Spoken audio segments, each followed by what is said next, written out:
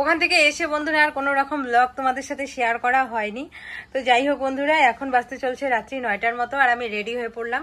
এই যে সুতির শাড়িটা পরলাম, কারণ কি বলতো, পাশের বাড়ি আর আমাদের বাড়ি থেকে, পাশের বাড়ি মানে 2টা বাড়ি পরেই বাড়ি, আর ছোট মোটো করেই স্বাদ হচ্ছে, আর লোকজনও বেশি নিমন্ত্রণও নেই, আমাদের গ্রামের এই 2-3টা বাড়ি। তো সেই জন্যই, আর যে গরম পড়েছে, এই শাড়ি মানে সুতির শাড়ি না পরে অন্য কিছু শাড়ি পরার উপায় নেই। আর এই শাড়িটা আমার একদমই নতুন, তো একদমই নতুন, তো সেই জন্য এই শাড়িটা পরে নিলাম।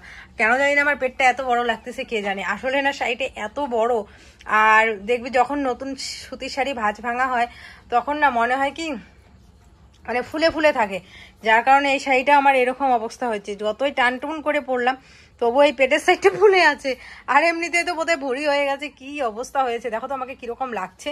তো যাই হোক, এই মোবাইলে বেশি লাগছে আর আয়নাতেও বেশি লাগছে, অতটাও না অবশ্য, এই দেখো অতটাও না।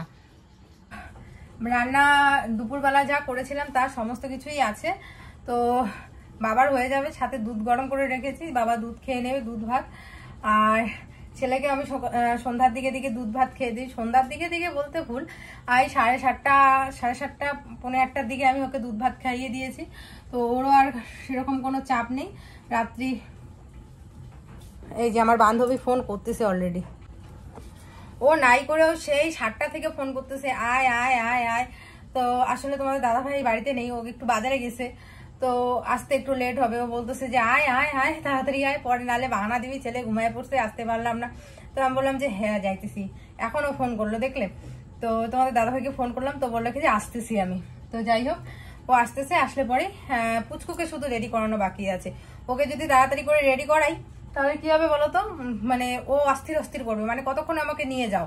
তো আর আমাকে দেখলেও এরকম করবে, সেই জন্য বাবার কাছে দিয়ে আমি রেডি হয়ে নিলাম। তো এখন ওর বাবা আসতেই ফটাফট ওকে খালি জামাটা প্যান্টটা পরাবো আর যাবো, দৌড় মারবো, গিয়ে তারপরে তোমাদের সাথে ব্লগ করছি, ঠিক আছে? টাটা বন্ধুরা। এখন রাত্রি প্রায় 10:30টার মতো বাজে, আর রেডি টেডি হয়ে পরে আর যাওয়া হয়নি আমার, কারণ হচ্ছে পুচকু ঘুমিয়ে পড়েছে, আর ওকে তো বাড়িতে একা রেখে যাওয়াটা সম্ভব না, আর ঘুমিয়ে পড়েছে, ঘুমের বাচ্চাকে নিয়েও যাওয়া যায় না বলে। তো সেই জন্য মানে ঘুমের বাচ্চাকে তুলে আবার নিয়ে যাব, সেই জন্য আর ভাবলাম যে না, পরে ঘুমটা আবার ডিস্টার্ব হবে। তো সেই জন্য ভাবলাম যে থাক, আমি আর যাই না। আর বাবা ছিল বাড়িতে, কিন্তু বাবা তো বুঝতেই পারো, মানে এমনি যখন জেগে থাকে তখন রাখাটা সম্ভব, আর ঘুমিয়ে থাকলে বুঝতে পারবে না বাবা। কোন সময় যদি বাইরে ঠেরে যায় তখন বাচ্চাটাকে, মানে আমারই একটা টেনশন লাগবে না, ভয় লাগবে। তো সেই জন্য আর কি। আর জেঠিমাদের তখন ডাকলাম, তো বলে যে সারাদিন ঘুমায়নি, তার আর ধান সেদ্ধ করছে নাকি। তো মানে আমি সন্ধ্যাবেলা একটুখানি দিতে চাইছিলাম, আমি একটুখানি প্রচুর খাবার টাবার বানাই সন্ধ্যার দিকে। তো দেখি দরজা টরজা দিয়ে দিছে। তো আমি বললাম যে মা শুইছো নাকি? তো বলে যে হ্যাঁ শুয়ে পড়ছি, সারাদিন ধান সিদ্ধ করছি, ঘুমায় পড়ছি। তো সেই জন্য আর ওদেরও মানে বিরক্ত করলাম না, আর রাখতেও পারি না পুচকুকে এখন। কালকে তোর দেখলে কি অবস্থা হলো, ভাতটা রান্না করার মতো টাইম দিল না আমাকে। তো যাই হোক বন্ধুরা, কোনো ব্যাপার না, দিনের বেলা গিয়ে তো ছাদের মেন অনুষ্ঠানটা তো দেখে এসেছি, তাই না? এখন রাত্রেবেলা তোমাদের দাদাভাই গেছে, ও খাওয়া দাওয়া করে আসবে। আর রাতেরবেলা সেরকম আমিও আর রান্না বান্না করিনি, যতটুকু ভাত ছিল বাবাকে দিলাম, বাবা খাবে। আর পুচকু তো দুধ ভাত খেয়েছে। আর আমার রাত্রেবেলা খিদে নেই, আসলে খিদে নেই বলতে আর একজনের জন্য রান্না করার কোনো এনার্জি নেই আমার, এই আর কি। তো চলো বন্ধুরা, আজকের ব্লগটা এখানে এন্ড করছি। সবাই খুব ভালো থেকো, সুস্থ থেকো। ভিডিওটা আজকে কেমন লাগলো অবশ্যই কমেন্ট করে জানিও। যেহেতু ভাদ্র মাস পড়ে গেছে, আর ভাদ্র মাসে সবাই মোটামুটি কি করে বলো তো, আলমারি যত কাপড় শাড়ি আছে রৌদ্র দেয়। এটা নিয়মের মধ্যে অনেকে বলে, কিন্তু আমার মনে হয় কি বলো তো, এক ধারে কাপড়গুলো থাকে জন্য বছরের যে কোনো একটা মাসে সবাই রৌদ্রে দেয়, কারণ ভাদ্র মাসে তো প্রচণ্ড রৌদ্র হয়। এই মাসে রৌদ্র দেয় যাতে কাপড় চোপড়ে পোকা টোকা এই সমস্ত কিছু না লাগে, সেই জন্য আমার মনে হয় তাই। তো যাই হোক, এদিকে আজকে আমিও আমার যত কাপড় শাড়ি আছে সেগুলো রোদ্রে দিব, আর তোমাদের সাথে কিছু একটা কথা শেয়ার করব। কালকে এক বোন কমেন্ট করে বলেছিল যে এত বড় ইউটিউবার হয়ে এত কম রান্না করো, এত কম তেল খরচ করো, এত কিপটামি করে চলো, এইভাবে বলেছিল এক বোন কমেন্ট করে। তো দেখো, একটা কথাই বলি, সবার প্রথমে বলছি না আমি কোনো বড় ইউটিউবার, আমি মোটামুটি তোমাদের ভালোবাসায় আর আশীর্বাদ মোটামুটি যতটুকু ইনকাম করি সেটা দিয়ে, হ্যাঁ না আমি বলবো না যে কম হয়, আমি বলবো না যে বেশি হয়, যতটুকু হয় ততটুকু দিয়ে আমি খুশি, আমার ভালোভাবে আমার দিন চলে। আর রইলেও বাকি কিপটামি করে চলা, তো দেখো এটাকে কিপটামি না, হিসাব করে চলা বলে। আমি যদি হিসাবের বাইরে খরচা করি, আমি যদি হিসাবের বাইরে জিনিসপত্র কিনি, তাহলে লসটা কিন্তু আমারই হবে, আমার সংসারের হবে। যখন আমার বিপদের দিন আসবে তখন কিন্তু আমি কারো কাছ থেকে চাইলে 1 টাকাও পাবো না। আর চাইবই বা কেন? আমি যাতে বিপদ আমার আসার আগেই যাতে আমি সেই বিপদ থেকে মোকাবেলা করতে পারি, তার জন্য কিছু কিছু করে জমাতেও হবে, তাই না বলো? তো সেই জন্যই আর কি এটাকে কিপটামি করে বলা চলে না, এটাকে হিসাব করে চলা আমার মনে হয় বলা চলে। তো যাই হোক, এই হলো একটা কথা। আর দ্বিতীয় কথা হচ্ছে, আমি নিজে মানে কষ্টে নিজের পরিশ্রম দিয়ে আজকে বলতে পারো যতটুকু ইনকাম করছি, না কোনো দুর্নীতি বা না কাউকে ঠকিয়ে, না কাউকে মিথ্যা প্ররোচনা দিয়ে আমি এই জায়গাতে আসিনি। আমি যতটুকু আমি ইউটিউবে ইনকাম করছি, নিজে কন্টেন্ট ক্রিয়েট করছি, নিজে ভিডিও দিচ্ছি, নিজের পরিশ্রম করে আমি যতটুকু ইনকাম করছি নিজের ইসেতে। হ্যাঁ, এটা ঠিকই যে তোমরা আমাকে ভালোবাসা দিয়ে আমার এই পথ চলাতে আমার সাথী হয়ে আছো, কিন্তু তাই বলে আমি কোনো দিনও কারো কাছে দুর্নামি হয়ে বা কারো কাছে ছোট হব এরকমভাবে আমি কোনো দিনও চলতে চাই না, আর আমি এইভাবে বাঁচতেও চাই না। আমার মনে হয় যে খেটে খাওয়ার 1 টাকা নিজে রোজগার করে খেটে খাওয়ার মানে সেটাই আলাদা। আর কারো কাছ থেকে টাকা নিয়ে বা কারো মানে দুঃখ দিয়ে কারো মনে আঘাত দিয়ে কষ্ট দিয়ে আমি যদি কোটি কোটি টাকা বা লাখ লাখ টাকা ইনকাম করি না, সেটা হয়তো বা আমার হজম হবে না, একদিক দিয়ে আমার বেরিয়ে যাবে। তো এদিকে হচ্ছে আমি সমস্ত শাড়ি সব রোদে দিলাম, আজকে শুধু শাড়িগুলোই দিলাম, আর তোমাদের দাদাভাইয়ের জামাগুলো আছে ওগুলো দিব, আর বাকি আমার কুর্তি যা আছে ওগুলো না কালকে দেবো, কারণ একদিনে এত কিছু করলে পারবো না, আর যেহেতু মাও নেই বাড়িতে সেই জন্য আর কি। তো যাই হোক, সমস্ত কিছু রোদ্রে দিয়ে দিলাম। আর এদিকে তো পুচকুকে যখন ঘুমিয়েছে তখন ভাবলাম যে না সমস্ত কিছু রোদ্রে দিই। ওমা দেখি একটুর মধ্যেই উঠে পড়ল, ওইদিকে আমি রান্না বসিয়ে এই কাজগুলো করছি। তো যেহেতু উঠে পড়লো, আর ঘুম থেকে উঠলেই ওর মা লাগবে, ওর না প্রত্যেকটা বাচ্চারই তাই লাগে। তো যেহেতু অর্ধেক বড়া ভেজেছি, তোমাদের দাদাভাই মাছের ডিম নিয়ে আসছে, তো মাছের ডিমের অর্ধেক বড়া করেছি, আর বাকিটা করব। আর বাবার জন্য করেছি বাঁধাকপির বড়া। হ্যাঁ, অর্ধেক বড়া করে যেহেতু এসেছি, বাকিটা তোমাদের দাদাভাই করছে, ওরার থেকে বেশি খাচ্ছেই জানো। পরে গিয়ে দেখি যে 4-5টা বড়া পড়ে আছে, আর বাকি সব খেয়ে নিয়েছে। আসলে গরম গরম কড়াই থেকে যখন ভাজা হয় তখন ওর কাছে ভালো লাগে খেতে। তো যাই হোক, এদিকে একটু বড়া ভাজছে, মাছ ভাজছে, আর বড়া খাচ্ছে মনের সুখে। বউ নেই পাশে যে বকা দিবে, আর মানে কি বলবো, গরম গরম বড়া দেখে লোভও সামলাতে পারছে না। তো যাই হোক, এদিকে বড়াগুলো ভাজছে। আর তোমাদের একটা কথাই বলি, তোমরা না আমাকে প্রাণ খুলে আশীর্বাদ দিও। হ্যাঁ, আমার সত্যি কথা বলতে বাড়ি গাড়ি সমস্তর কোনো লোভ নেই। হ্যাঁ, কষ্ট করে যদি পারি কোনো দিনও জীবনে আমি করব, তাই বলে এমন না যে আমার তাড়াহুড়ো, আমার খুব এখনই বাড়ির প্রয়োজন, এখনই গাড়ির প্রয়োজন। শুধু আমাকে তোমরা আশীর্বাদ দিও যারা বড়রা আছো, যে আমি যাতে স্বামী, সন্তান, শ্বশুরবাড়ির প্রত্যেকটা সদস্যকে নিয়ে হাসি খুশিভাবে ভালোভাবে থাকতে পারি। আমি আর কিচ্ছু চাই না, মাথা উঁচু করে যাতে বাঁচতে পারি, আর কিচ্ছু চাই না বন্ধুরা, শুধু আশীর্বাদ করুন। বর যাতে আমাকে খুব ভালোবাসে, ছেলেকে নিয়ে যাতে ভালোভাবে বাঁচতে পারি, মানুষের মতো যাতে মানুষ হতে পারি।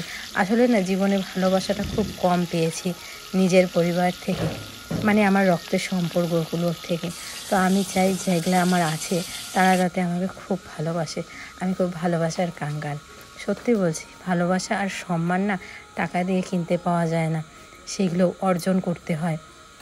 মানুষের ভালোবাসা, মানুষের সম্মান, মানুষের বিশ্বাস। মানুষের তো হয়তো বা অনেক টাকা আছে, কিন্তু কি বলতো, মানুষ অনেক অনেক অনেক কথা বলে পেছনে, অনেকভাবে মানুষ ছোট করে। তো আমি চাই না সেইভাবে আমার কোনো রকম টাকা পয়সা আমার জীবনে আসুক।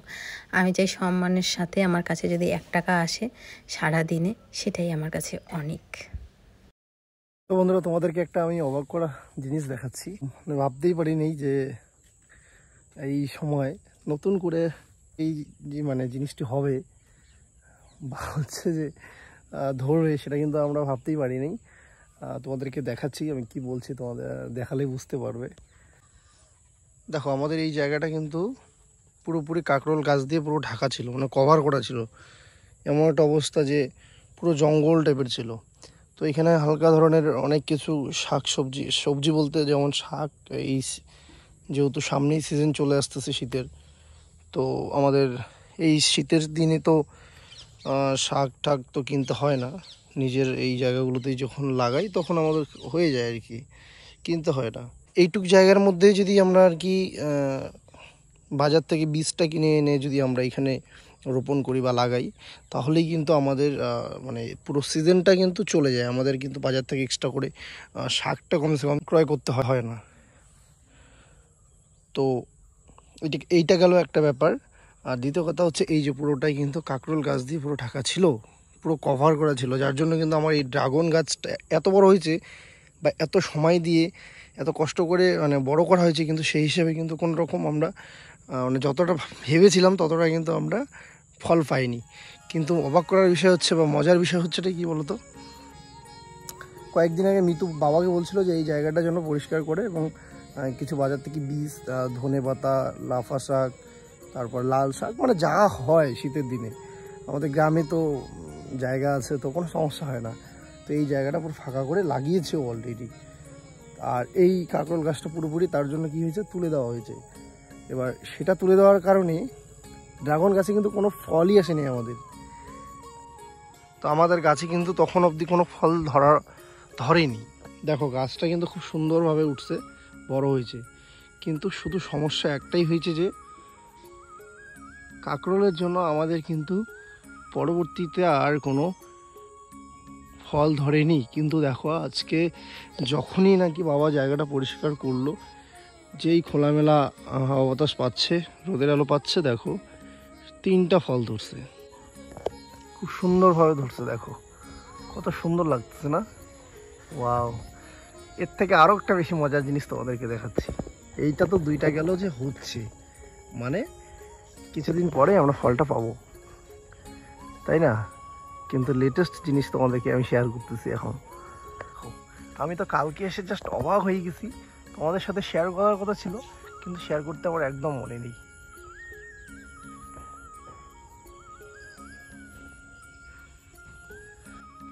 ওয়াও! ফলটা 1-2 দিন যাক, পরে তুলবো।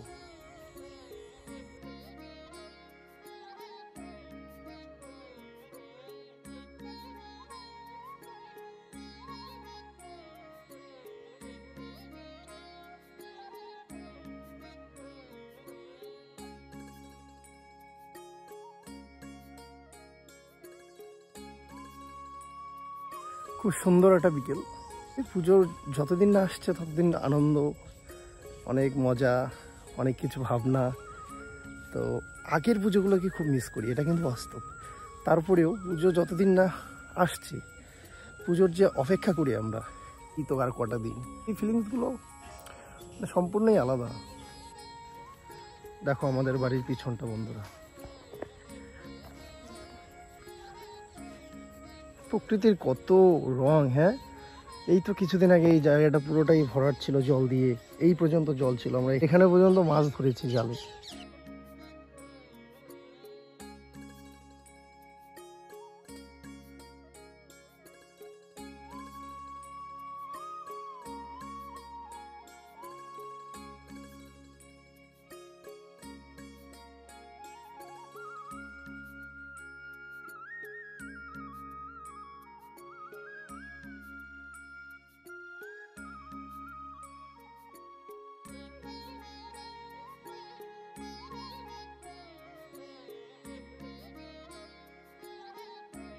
সত্যি ভাবলে কিন্তু অনেক কিছুই ভাবায়, কারণ দেখো এই জায়গাটার মধ্যে কিছুদিন আগে জল ছিল পুরোটা, আর এই জায়গার মধ্যেই আমি এখান থেকে জাল বসিয়েছিলাম। আর জালের মধ্যে এবার সত্যি কথা বলতে জেঠুর হাতে বানানো যে জালটা ছিল সেই জালে কিন্তু আমরা প্রচুর মাছ পেয়েছি।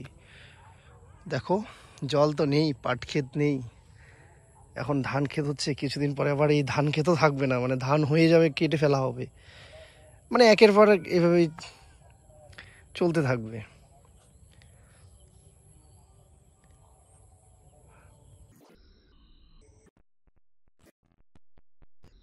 এরকমই থাকবে সব কিছু, শুধু থাকবে না মানুষ, হয়তো কিছু বছর পর আমরা থাকবো না, আমাদের পরের জেনারেশন, আমাদের ছেলেমেয়েরা থাকবে।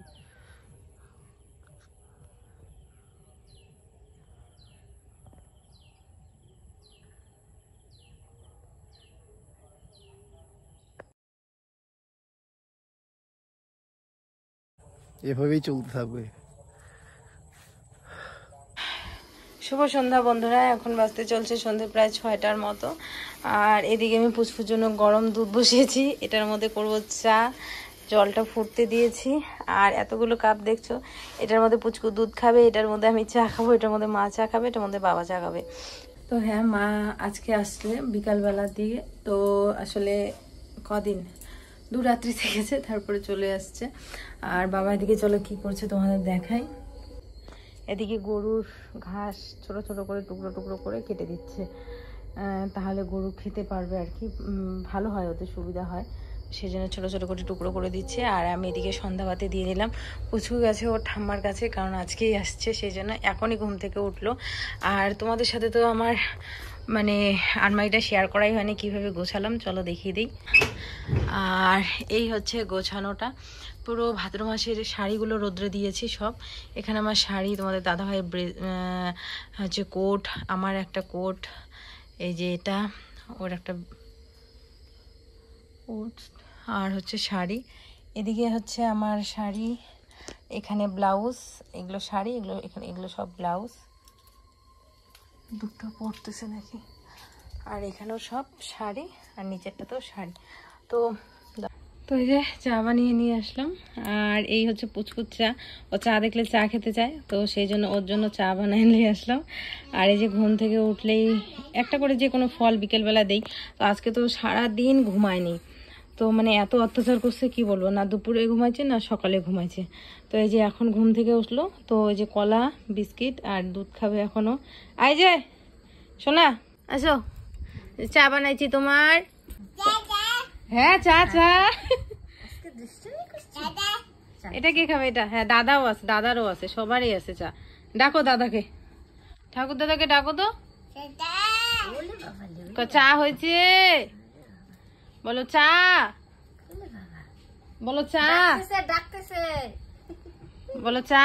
সবার খেয়াল আছে, ও 4টা কাপ দেখে ও টের পাইছে যে দাদারও চা আছে। বলো চা, চাই,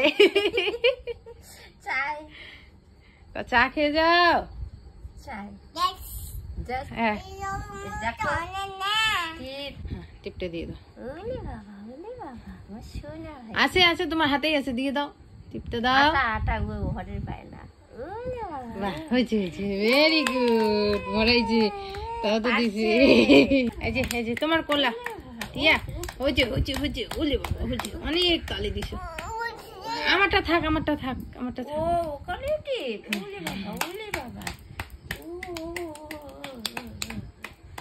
ও সারা দুপুর ঘুমায় নাই, এই যে অত্যাচার শুরু করছে।